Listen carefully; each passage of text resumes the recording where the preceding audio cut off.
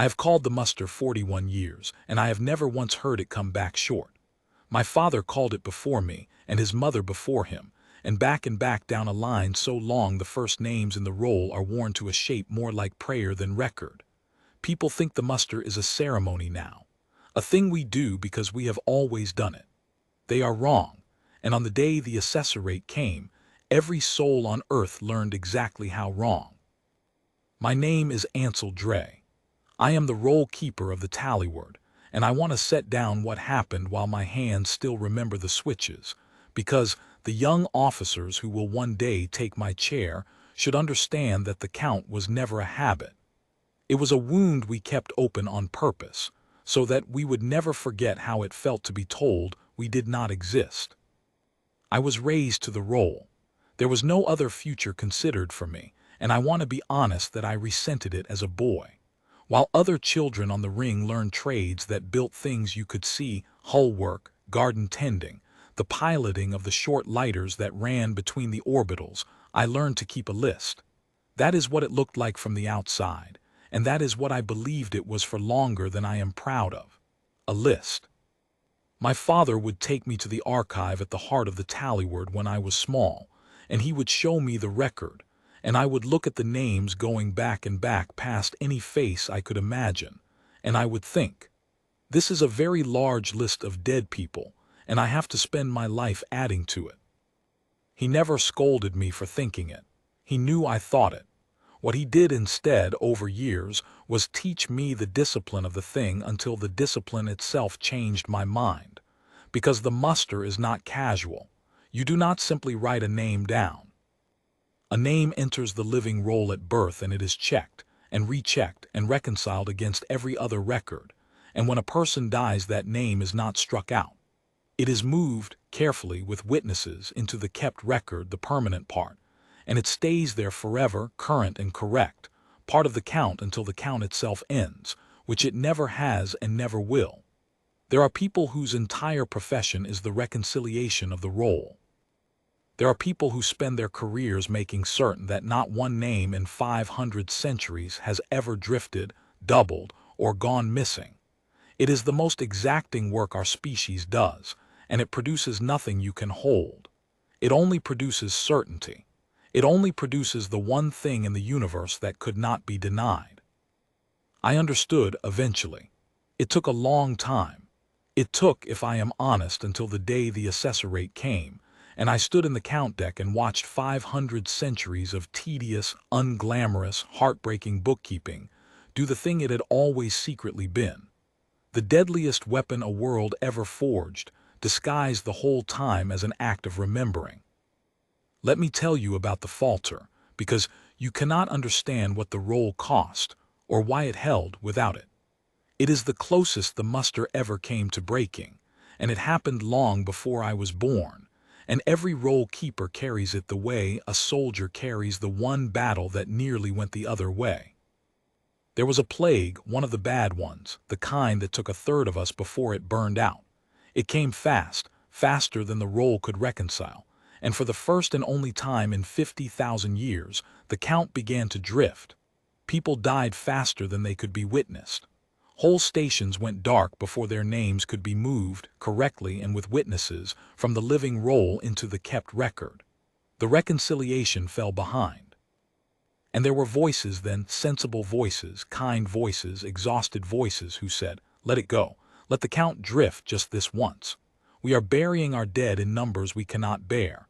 Who among us has the strength to also account for every one of them by name with witnesses in the middle of this estimate? Round. Close the gap with a figure and grieve properly later. No one would blame us. The assessorate is not here. It may never come. Let the roll be approximately right, just for now, just through this." And the roll keeper of that age, her name is in the archive, near the front, where I later put the assessorate's last line, refused. She did not refuse because she was cruel, or because she did not grieve. She refused because she understood, in the middle of the worst year our species had ever known, the thing the rest of us only understood on the day the erasers came, that an approximate count is a null waiting to happen. That the entire power of the roll was that it was exact, that not one name in 500 centuries had ever been estimated, rounded, or lost, and that the day we let it drift, even once, even for mercy, even in a plague, was the day we handed the assessor rate the crack it needed. A count with one gap in it is a count that can be denied. She would not give them the gap. So in the middle of the dying, she held the discipline. Every death witnessed. Every name moved, correctly with the rights, into the kept record. Not one soul lost track of, not one soul estimated, not one soul allowed to slip out of the count into the dark where the erasers could say they had never been. It nearly killed the people who did that work. Some of them are in the role now themselves, dead of the same plague, having spent their last strength making certain that everyone who died before them was counted true. The falter is why the roll held. Not the easy centuries any people could have kept. The falter is the proof that we meant it, that we would keep the count exact even when it cost us more than we thought we could pay. And it was the memory of the falter that steadied every roll keeper after her, myself included. On the day the assessor rate came, and I gave the order to broadcast the whole roll into their instruments, the reason it worked, the reason there was no gap for them to reach into, is that a woman 50,000 years before me had refused to let the count drift in the worst year of her life. We did not defeat the erasers on the day they arrived. We defeated them across 500 centuries of days exactly like hers, days no one will ever make a story of, days when the only heroism available was to keep the record true when it would have been so much easier, and so much kinder to let it go. Let me start with the silence, because the silence is where it began.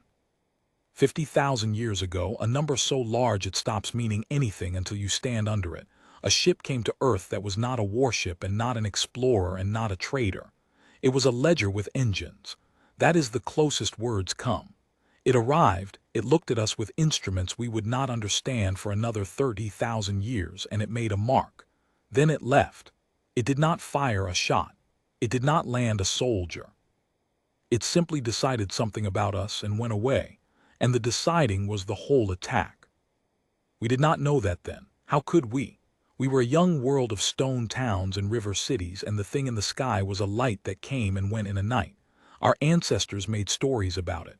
Some of the stories survived. Most did not. What survived was not the memory of the ship. What survived was the aftermath, the long, strange famine of luck that followed. Ships that should have found us sailed past. Signals that should have reached us bent away.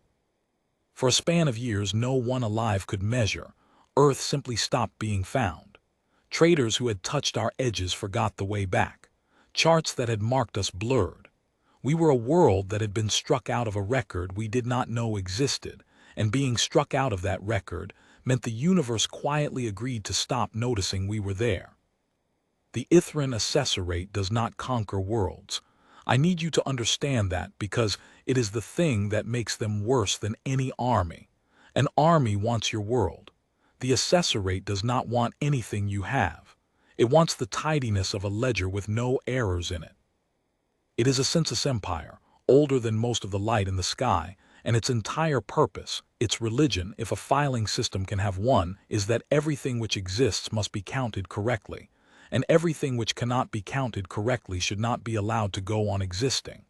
When they find a world that does not fit the ledger cleanly, too chaotic, too primitive, too inconvenient to account for, they do not destroy it. They erase it.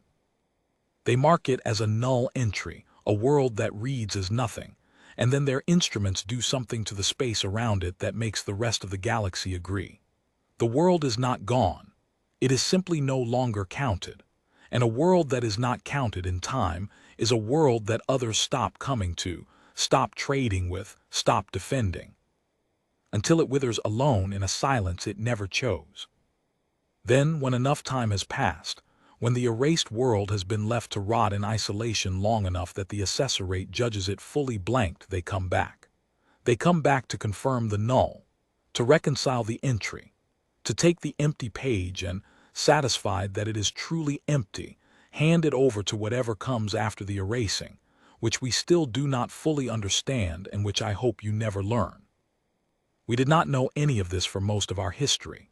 We only knew we had been alone, and that when we finally clawed our way up off the surface and out into the dark reacted to us strangely, like a room going quiet when someone walks in who was supposed to be dead.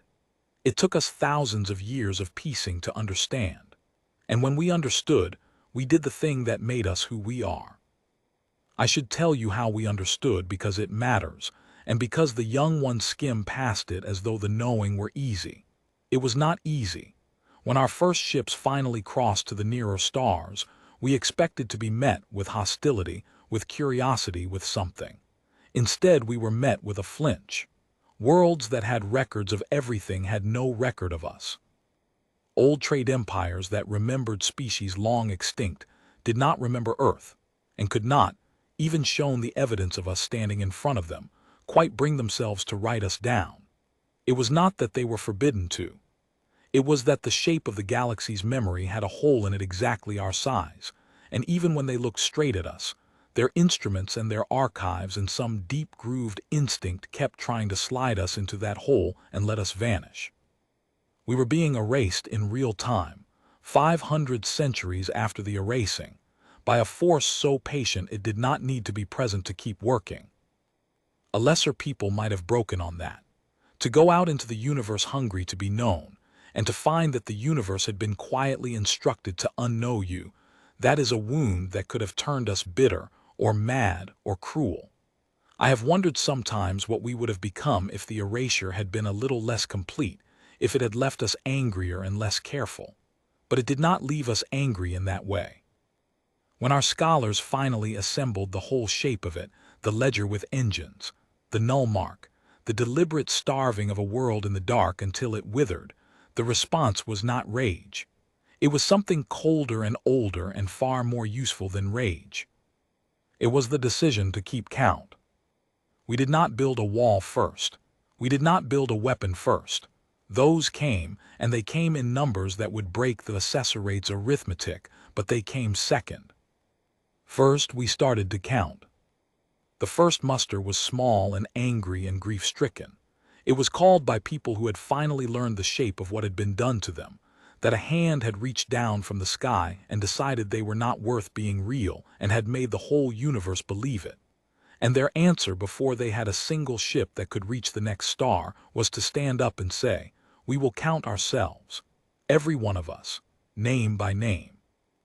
And we will keep counting and we will never stop, so that no matter what the sky decides, there will always be one record in the universe that says Earth is here, and here is exactly who is on it. You cannot erase what refuses to lose count of itself." They did not know, those first roll keepers, whether it would work. That is the part that moves me most, now that I am old. They had no proof. They could not have had proof. They only had a conviction that if the enemy's weapon was denial, then the only defense that could ever matter was an assertion so complete and so stubborn that denial could not close over it. They bet 500 centuries of their descendants' labor on an idea they could not test, against an enemy they had never seen, who might never return. And they were right. God help me, they were right, and I got to be the one holding the roll on the day their bet came due. That is the muster. That is what I keep. It has run without a break for longer than the assessor-rate believed we would survive. It has survived plagues that took a third of us. It has survived wars we are ashamed of. It has survived the long climb up the gravity well and the spreading out across the system and the building of the rings. Through all of it, the roll has been called, and the roll has never come back short, because the entire discipline of the thing is that a name is not removed until it is accounted for, born, lived, died, remembered, and set into the permanent record with the rest. We do not lose people. We do not misplace them. We do not let the count drift. That is the whole point. The assessor-rate's power is that they can make a world red as nothing. Our answer, 50,000 years in the building, was to become a world that always exactly reads as itself. And while we counted, we built. I do not want to leave the impression that the roll was all we did, because the roll alone would have been a beautiful gesture and a corpse. A world can refuse to lose count of itself and still be ground under by a force that does not care about the count. So alongside the archive, across the same 50,000 years, we built the arm. We built the rings that circle the earth now, habitat and archive and defense work all in one, so that the thing we were protecting and the thing that protected it were never separate. We built the warship lanes, the lines of standing force threaded across the daylight sky. We built weapons I will not describe, in numbers I will not name, and we built them not in a fever but slowly, generation over patient generation, the way you build a thing you intend to keep for a very long time. We were not preparing for a war. We were preparing for a return. There is a difference, and the difference is everything. A world preparing for war grows frightened and brittle and quick. A world preparing for a return grows patient and deep and sure. We had 50,000 years to get ready, and we used every one of them, and by the end we were not the frightened stone town world that had been struck from a ledger. We were the quietest strong place in the galaxy, waiting, with the roll in one hand and the arm in the other, for a ship we had every reason to believe would come. It came. I was in the count deck of the Tallyward when the null marker returned. I felt it before the instruments did, the way you feel weather in an old wound. The tally ring is a structure that rings the Earth in a slow, permanent orbit, a habitat and a defense work, and at its heart, the archive of the muster, 41 years under my keeping and unbroken forever. From the count deck you can see the whole daylight face of the planet below, the megacities burning silver blue through the atmosphere, the warship lanes threaded across the sky like the seams of something enormous and sleeping. It is the most reassuring view a human being can have. It is the view of a world that is very much here. It had been an ordinary watch. I want that on the record too, because the ordinariness is part of what I carry. Corvith and I had spent the morning on reconciliation, the slow, unending work of matching the living roll against itself, chasing down a discrepancy of two in a birthing station on the outer ring that turned out to be twins recorded as one and then correctly split. Two names. That was the crisis of the morning, 4 hours before the ledger with engines crossed the lunar line. Two names, and we had run them down and set them right, because that is the discipline, that is the whole of it. You do not let even two drift, ever, because the day you let two drift is the day the count is no longer perfect, and a count that is no longer perfect is a door left open. We closed the door on the twins, and I drank my tea, and I looked at the beautiful ordinary world below me, and I had no idea that the thing my entire line had lived and died to prepare for was already inside the system, coming toward us, cold and certain and alone. The alarm was not loud. We had designed it not to be loud. The people who built the watch had a horror of panic. They built a system that told you the sky had opened with the calm of a man telling you the tide had turned. A soft chime, 3 times, a steady amber line across the deck, and a single word in the old style that every roll keeper is trained from childhood to fear more than any siren. Assessor. I put down what I was holding. I remember that. I remember setting a cup of tea down on the console with a steadiness that surprised me, because inside I had gone very still and very cold, the way you do when the thing you have prepared for your whole life stops being a story and becomes a shape on the board. I remember thinking, with a clarity that felt almost calm, it is real then. It was always real. My father was right and his mother, and the angry, grieving people who called the first muster with no proof it would ever matter. It was real, and it is here, and it is mine to answer. Confirm, I said.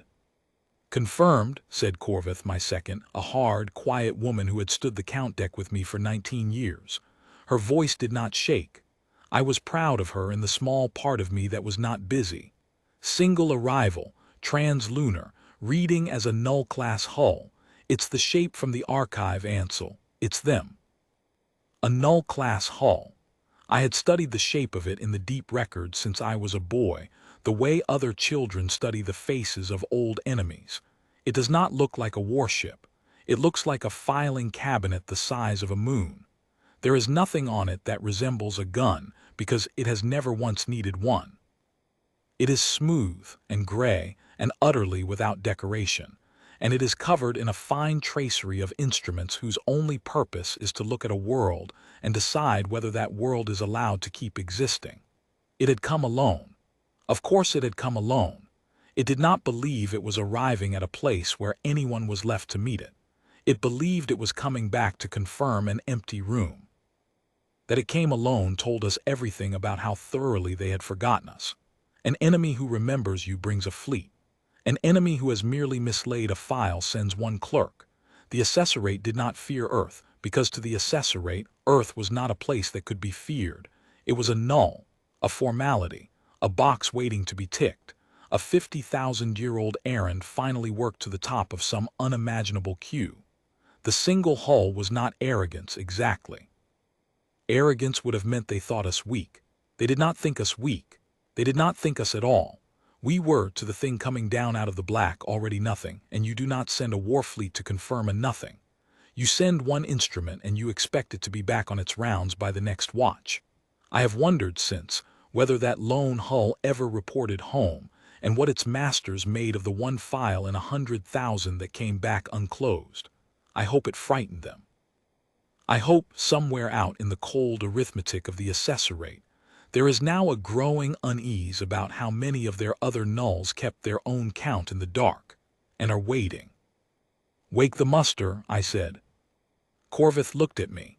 Not in doubt, she knew the protocol as well as I did, but in the way you look at someone when you are both about to step over a line that has been drawn across your whole lives. "Full call." "Full call," I said. "Every deck, every city, every ring, the system entire. If they have come to confirm that Earth is nothing, then Earth is going to answer with everyone it has." She turned to her board and began the sequence that would, within the hour, reach down and touch every human being alive. I have to tell you what a full call is, because it has only ever been run in drill in my lifetime, and I had never once heard it run in earnest, and I never want to hear it run in earnest again. A full call is not an evacuation, and it is not a battle order. It is the muster, waking all at once everywhere. It reaches into every home and every deck and every garden and every lighter in flight, and it asks the oldest question our species ever learned to answer: are you here? And the whole of humanity, 100 billion souls across a whole system, stops what it is doing and answers. Not with fear.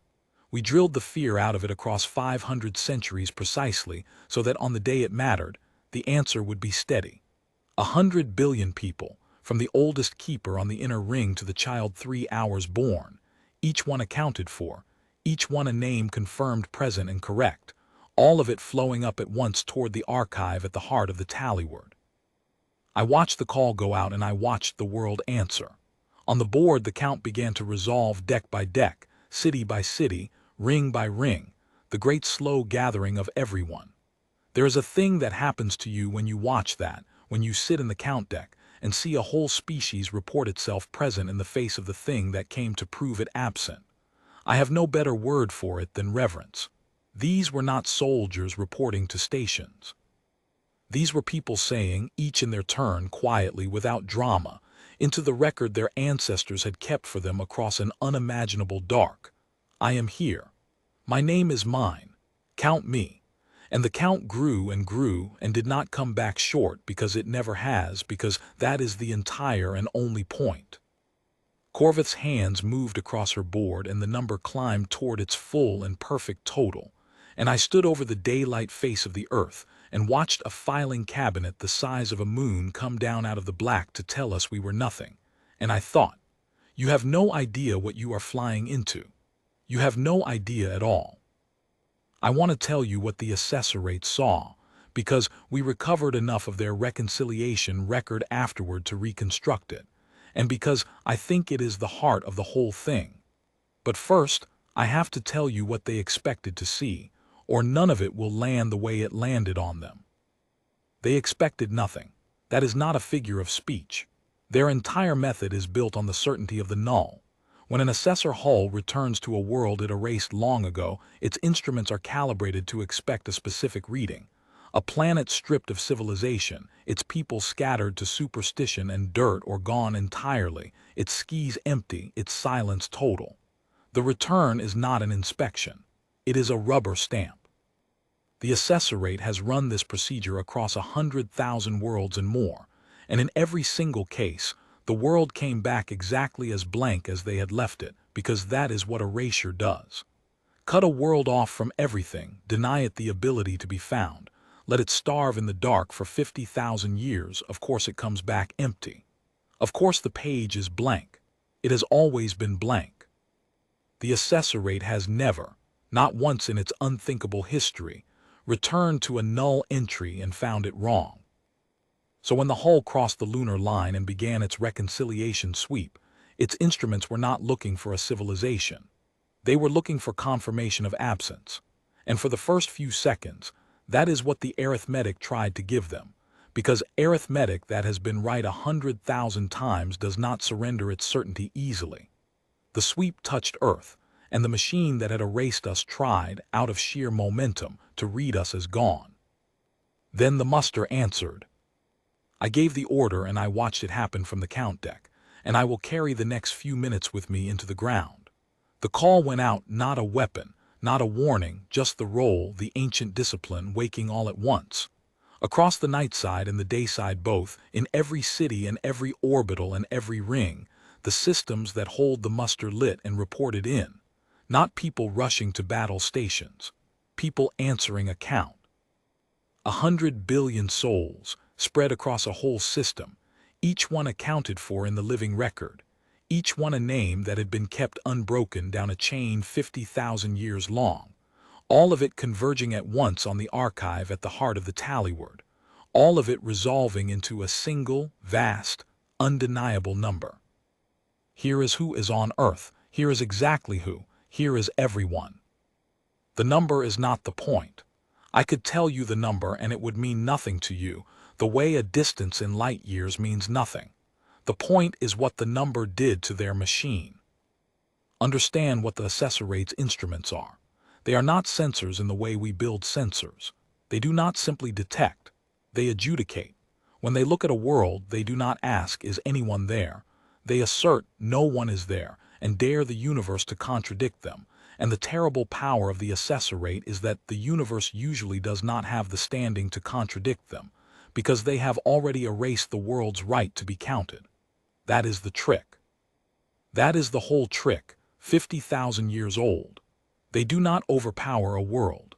They deny it the ability to be tallied, and a thing that cannot be tallied cannot resist a tally. And so the null becomes true simply because there is no record left to say otherwise. Think of it the way our old scholars taught it to me, because they found the only image that made it bearable. Imagine a man who can walk into any room and declare it empty, and the room believes him. Not a man who kills the people in the room, a man who convinces the room, and the world and the people themselves, that no one was ever in it. The people do not die. They simply stop being counted, and a person who is not counted is a person no one comes for, no one defends, no one trades with, no one remembers until, alone in the dark and untallied, they wither. That is what the assessorate does. It is not murder. It is something for which we did not have a word until we understood it, and the word we made for it does not translate cleanly, but the nearest is unwitnessing. They unwitness a world, and the unwitnessing does the killing over the slow centuries. Hands off, tidy, deniable, complete. But we had a record. We had the only record in the universe that had never agreed to their erasure. We had kept our own count, in defiance, without their permission and without their knowledge, for the entire 50,000 years of the silence. And when their instrument reached down to assert that Earth was null, it collided with a tally of Earth that Earth had been keeping itself. Complete, unbroken, current to the living instant, every soul present and accounted for, and the two records could not both be true, and the assessorates had no more standing than ours, because a count is a count, and ours was correct. Here is the thing the erasers never understood, the flaw in 50,000 years of certainty. Their power was never really over the world. It was over the world's witnesses. They could unwitness a planet because they controlled who was allowed to see it and write it down. What they had never once encountered, what they could not conceive of, because in 100,000 erasures it had never happened, was a world that had appointed itself its own witness. A world that had said, "We will not wait for the galaxy's permission to be seen. We will see ourselves. We will keep our own record, and it will be true whether or not anyone else is allowed to read it. And on the day you come to unwitness us, you will find that the one witness you cannot silence is the world itself. You cannot unwitness a people who have spent 50,000 years refusing to look away from their own faces." I have tried many times to imagine what that was like on their side. The certainty of 100,000 worlds, the machine that has never been wrong, and then a world that answers its assertion of nothing with a full and perfect roll of everyone. Not a signal, not a boast, a census. Their own weapon turned into a mirror, and in the mirror a world that had outcounted them. The reconciliation record we recovered has a moment in it that I think about more than I should. In the cold accessorate notation, stripped of anything like feeling, there is a line where the instrument attempts its confirmation of null and fails, and retries and fails and retries, a machine that has never encountered a retry, hammering against a reading it cannot force to zero. Our scholars counted the retries. There were more of them than there are names in the roll of a small city. The machine tried, over and over, with the mindless persistence of a thing that has no other function, to make Earth read as nothing, and every single time the count met it and it tried again, and held again, until even a device with no capacity for despair had exhausted every path back to the null it had come to confirm. And then a notation I had to have explained to me 3 times before I believed it, because it should not exist in their records at all. A query. The instrument, for the first time in its unthinkable operational life, stopped asserting and asked a question. It asked, in effect, "What is this? What is this count that answers me? Where did this record come from? Who has been keeping this?" They had erased us so thoroughly that they had erased even the memory of erasing us. To them, Earth was a routine null, one blank page among 100,000. They did not come as enemies who remembered a foe. They came as clerks returning to close out an old, dull file, and the file stood up and read them its own name complete, and they did not even know why. I have thought about that more than anything else in the whole affair, that the thing which finally undid the erasers was not our strength but our memory, set against their forgetting. They forgot us so completely that they forgot they had ever wronged us. We remembered so completely that we kept the name of every soul they had tried to unwitness. On the day the 2 records met, forgetting lost, because forgetting always loses to a people who have decided, at whatever cost, to remember.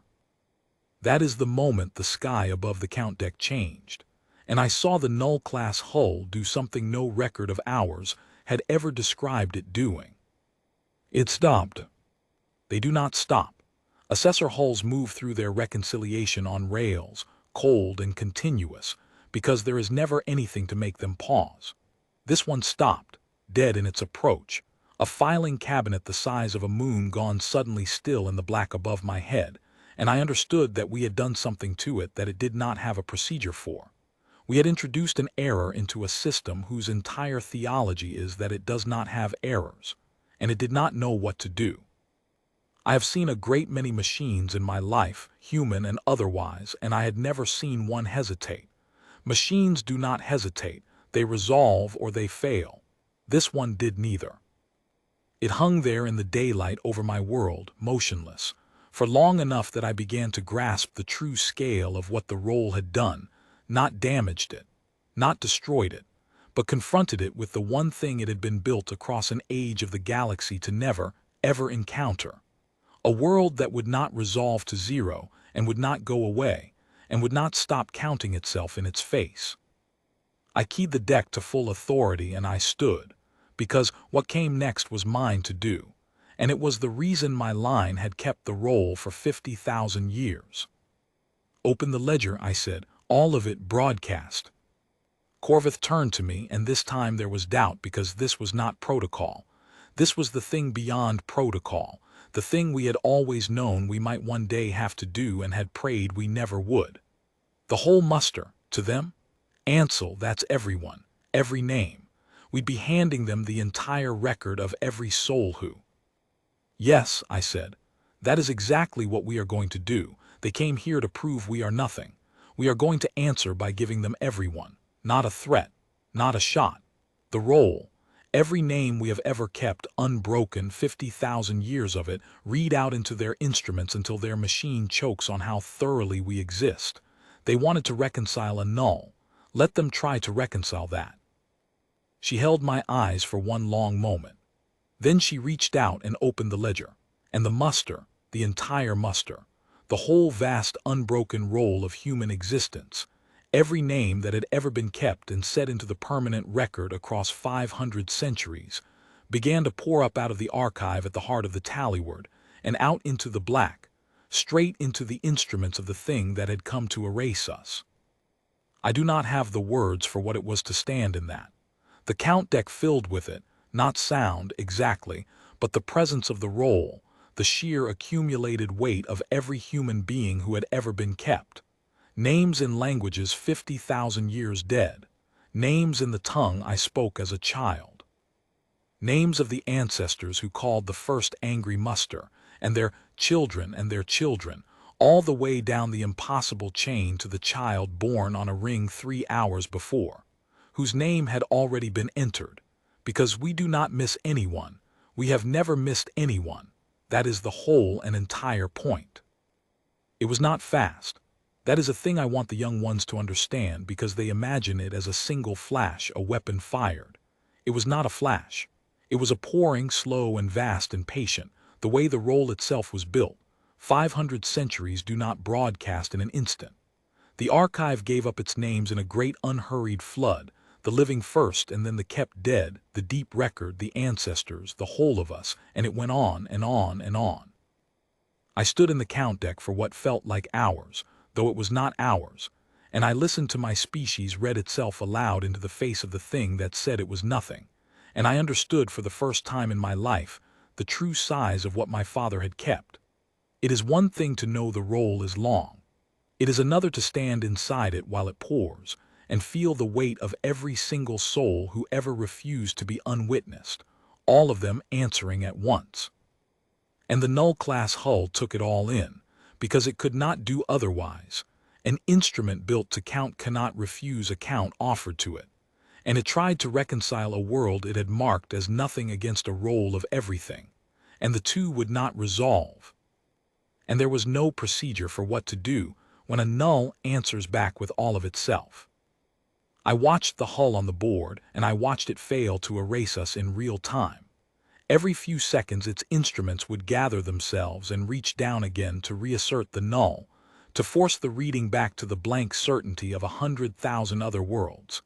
And every time, the muster met the assertion and overwhelmed it, because we were not a signal to be jammed or a defense to be broken. We were simply, overwhelmingly, correctly there. And there is no weapon in the assessorate's cold arsenal for the crime of being correctly there.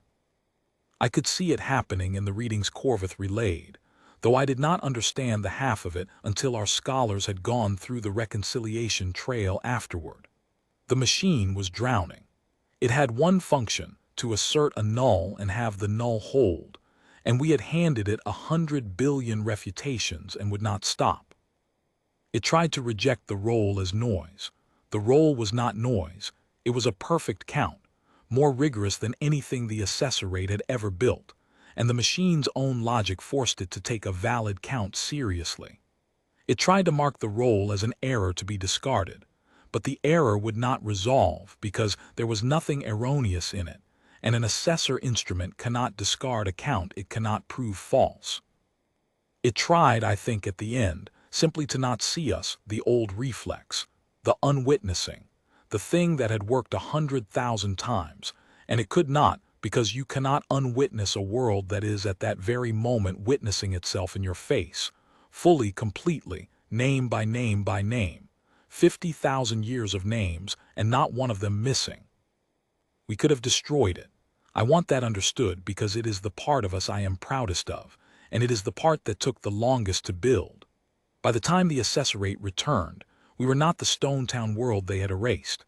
We had spent 50,000 years not only keeping the count but building the arm that would answer the count's enemies, and that arm was ready. From the tallyward I could have opened lanes of fire that would have unmade 100 null-class hulls. The rings bristled. The warship lanes threaded across the daylight sky were not decoration. Earth, in that hour, was one of the strong places of the galaxy, grown massive and patient and terrible in its long silence, and every weapon we had was live and aimed and waiting on my word. The order to fire was cleared to me. I want that in the record too. The moment the hull crossed the lunar line, the Defense Command released the authority to the count deck, because by our oldest law the roll keeper holds the last word on the day the erasers return. The one who keeps the count decides how the count answers. I had it in my hand. Corvith had the firing solution built and standing before the muster finished pouring. It would have taken one word, and the ledger with engines would have become a scatter of cold debris drifting back out past the moon. She did not ask me to give the word, but I saw her hand near the board and I saw her waiting, and I know she thought I might. I did not give the word, not because I doubted it would work, because I understood, standing there, that to fire would be to lose the entire argument. The assessorate's faith is that some things do not deserve to be counted, that some worlds are chaos, are noise, are null, are better unwitnessed and swept from the ledger. If we had answered their return by simply killing them, we would have proven them a little bit right. We would have shown them a violent world that met an accounting with slaughter, and they would have died believing they had merely misjudged the timing of a null that was, in its nature, exactly the kind of thing that ought to be erased. They would have died correct in their own eyes. I would not give them that. I would not let the last thought of the thing that tried to unwitness us be, you see, they were savages after all. So we did not kill them. We counted at them. We answered erasure with the most complete assertion of existence a civilization has ever made, and we let the completeness be the whole of our reply. Every weapon we had built across 50,000 years stood live and silent, and its silence was the point. We had earned by long labor the power to destroy them, and then we set it down unused and let the roll do the only thing that could truly defeat them, which was to prove, beyond their instrument's capacity to deny, that we were real and whole and here, and had been the entire time they thought us gone. That is the dignity my line kept the roll for, not to have the biggest gun, to have earned the right not to fire it and then not fire it. My father used to say, I did not understand it then, that the count was a weapon precisely because it was not one. I understand it now. A gun proves you can end them. The roll proved they had never been able to end us, and there is no answer to that, no counterfire, no procedure. We did not need to destroy the ledger with engines. We only needed to be undeniable, and we had spent 500 centuries becoming exactly that.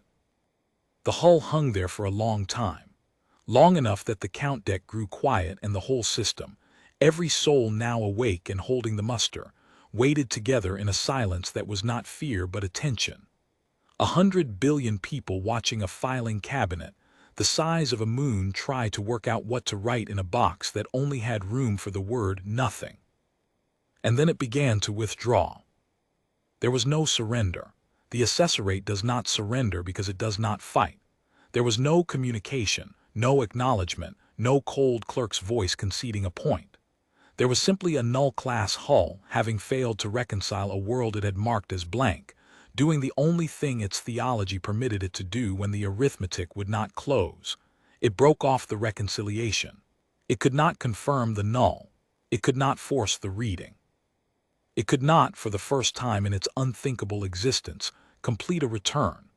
And so it turned, slow and enormous and silent, and it began the long climb back out toward the lunar line and the dark beyond it, taking with it a reconciliation record with an open error in it that I do not think, in 50,000 more years, they will ever manage to close.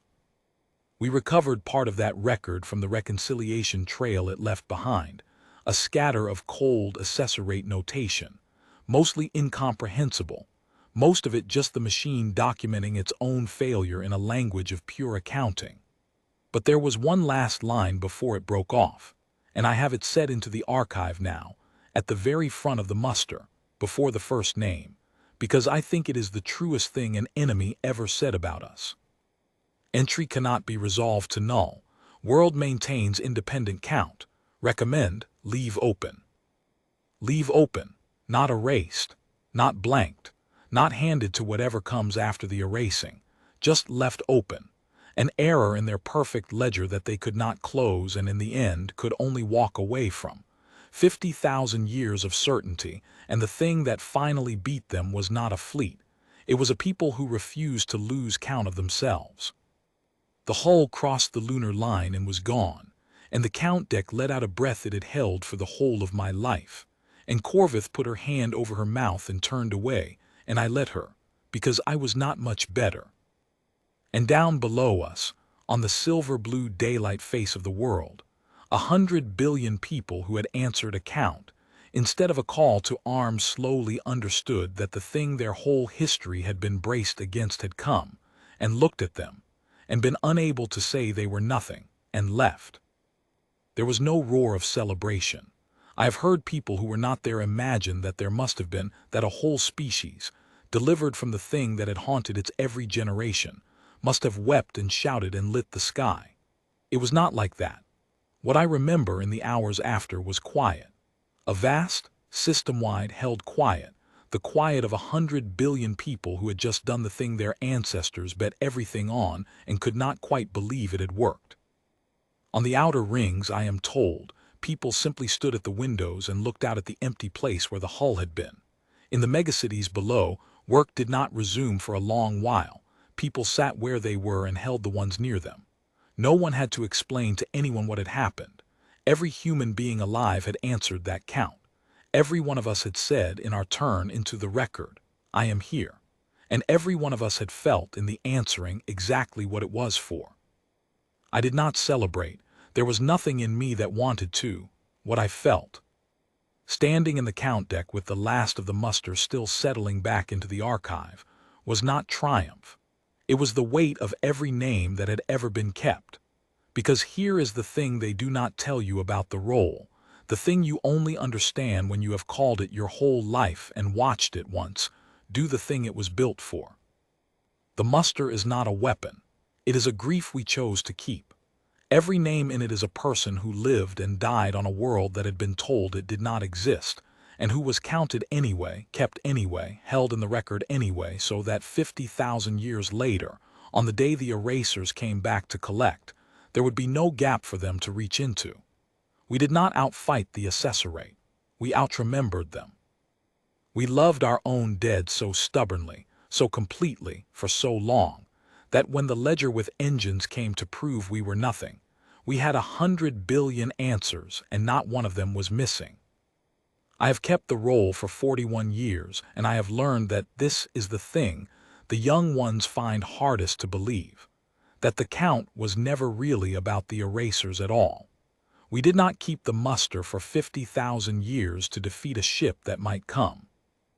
We kept it because it was the truest thing we knew how to do, because a people who have been told they do not exist have exactly one dignity left to them, and it is to refuse the lie, and to refuse it not once in defiance but every single day in the quiet, by the patient act of remembering their own.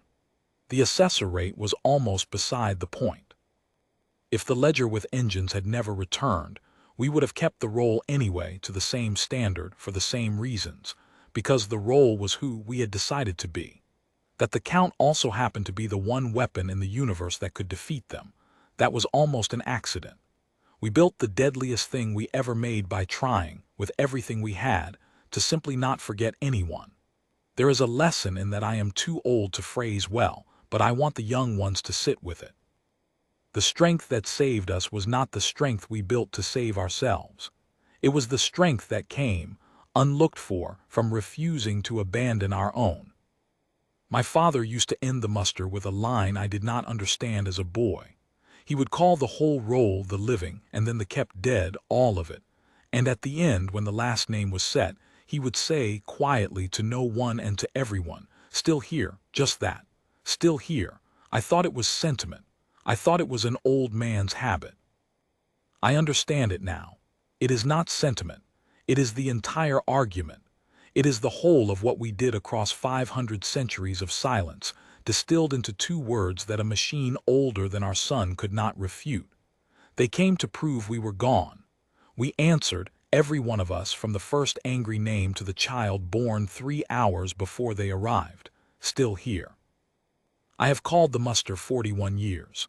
I will call it as long as I have breath, and then Corvith will call it, and then someone whose name is already in the roll because everyone's is, and it will never come back short.